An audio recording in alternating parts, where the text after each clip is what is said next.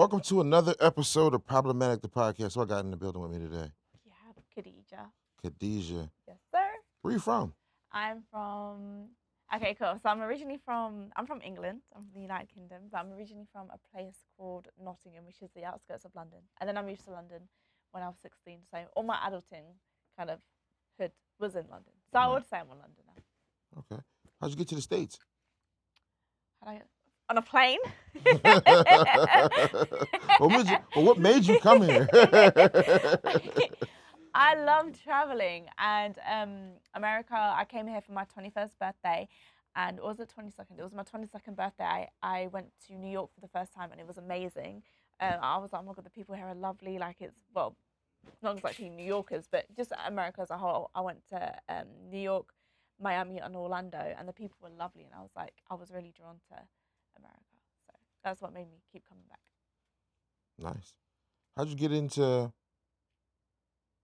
What I content? Yeah, what you do? So basically, my pops is a DJ, so I've always loved music from when I was young. I learned how to DJ when I was like 5. I don't even remember learning how to DJ. I just know how to do it. It's in my blood, kind of thing. So you mean like know how to DJ? Like you can scratch and shit? Yeah, on vinyl. On vinyl? On 12-inch, yeah. Yep. And I learned from you. I learned on vinyls. So you know any tricks? Pardon? You know any cool tricks? I know how to what's it called? Like when there's 2 tracks playing, and then you spin it, and then you play it again, you start it again, and then you bounce back and you switch with the thing. Do you know what I'm saying? Yeah. I don't know what it's called. Juggling? You can beat juggle. Yes, that's what it's called. I can do that. That's all. I'm not really like a fancy Nancy DJ, but I know how to do that. My father taught me. I got a video on my phone. We got some turntables in the back. But I got. Now they're usually set up right here. They're really out front right now, but I gotta see that one day. Yeah, that's how I kind of got into it, like the love of music and stuff. And I always loved talking to people. I've always been a talkative girl, I love to travel and stuff like that. So I was like, okay, cool, this is the path I want to take. Nice. Most of the people that you interviewed are usually like they're all street rappers, and you're like this really bubbly personality. How do you come across these people? I grew up on street music, like rap music. It's not new to me. This is not like I grew up like, even though my demeanor and how I act is very like, I've got, how would you say, I've got standards. I've got like a way how I carry myself to a high regard, put it that way. Right. But that doesn't mean that I don't come from something, if that makes sense. I'm very relatable to, not very relatable, but I can relate to some of the stuff that the people that I interview go through. So, and I'm quite a chilled person. Yeah, I hope that answers your question. Does that answer the question? Kind of. A little bit.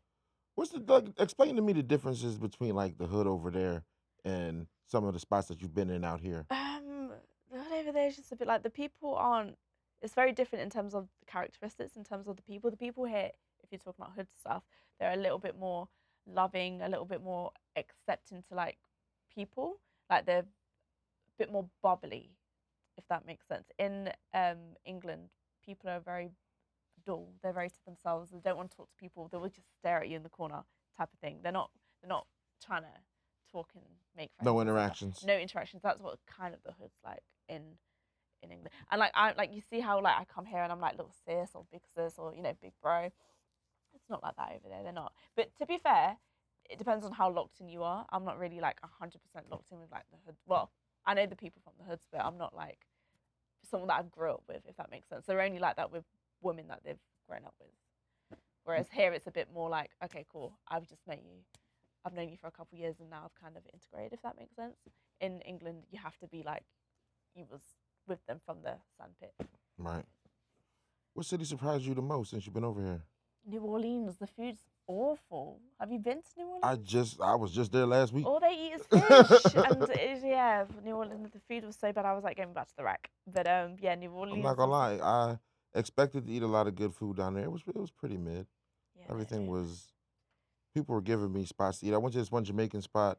They made the rice too spicy. They didn't put none of the spice in in any of the main course. It was in the rice. Oh.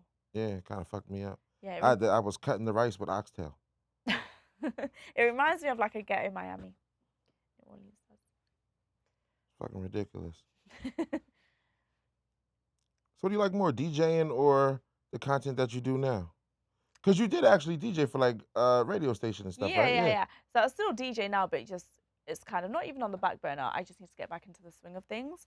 But I love DJing. I love being able to control a room. I love playing like when I'm DJing, I'm in my own party, so I'm like vibes in. Like it's great. Like all my like early 20s and my late teens, I kind of used to party for basically for free because I used to be controlling the room DJing, free drink. It was great. I had a blast, but I love DJing. But then I also like to travel and talk to people and edit and create content and create things that will last a long time, which is quality. I don't just like produce just shit work.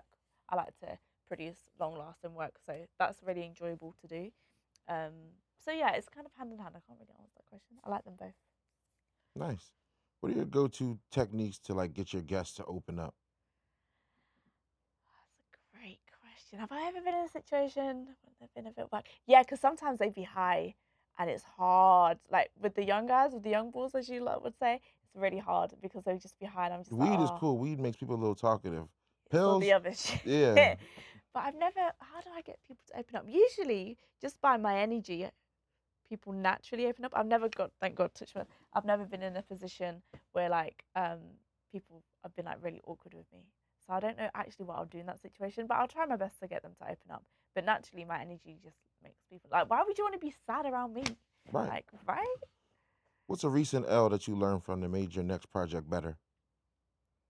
Oh, that's a great question. Uh,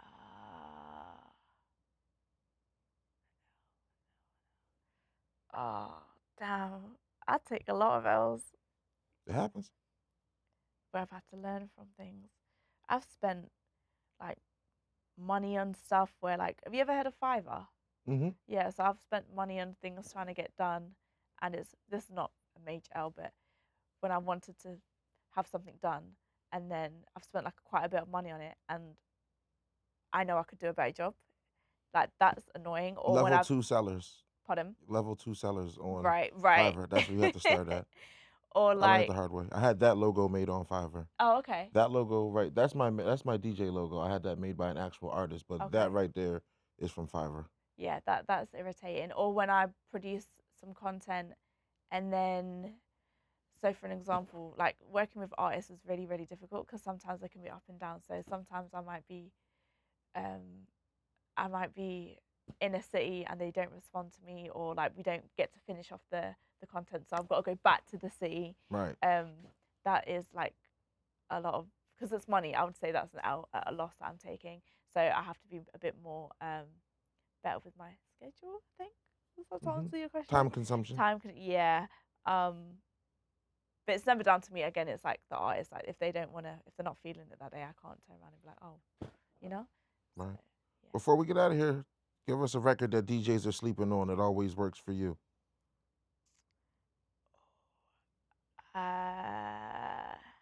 I got to What's my give you DJ favorite? questions. You're the first Yeah, actual DJ I've had here what's my favorite song that gets the party going?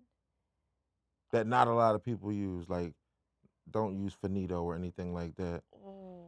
Oh, are you talking? Okay, I'm thinking of like in England. I've DJ'd in America. What That's works it. over there? That's where you Oh, DJ at. What? okay.